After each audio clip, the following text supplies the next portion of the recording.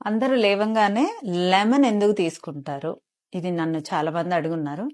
గోరువెచ్చని నీటిలో లెమన్ తీసుకోవటం వల్ల చాలా బెనిఫిట్స్ ఉంటాయి. Vitamin C is very important to our body.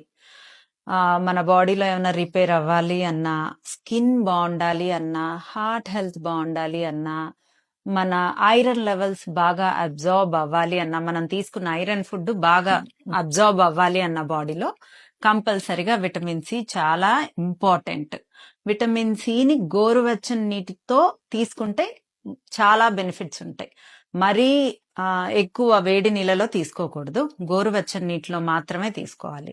2 times a day తీసుకున్నా చాలా మంచిది. విటమిన్ సి అంటే నిమ్మకాయ పడని వాళ్ళు ఫ్రూట్స్ లో ఉండే విటమిన్ సి ద్వారా కూడా తీసుకోవచ్చు, బట్ క్యాలరీస్ కౌంట్ చేసుకోండి.